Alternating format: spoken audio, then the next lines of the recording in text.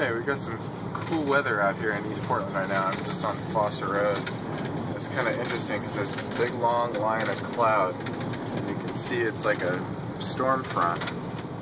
It stretches all the way out that direction.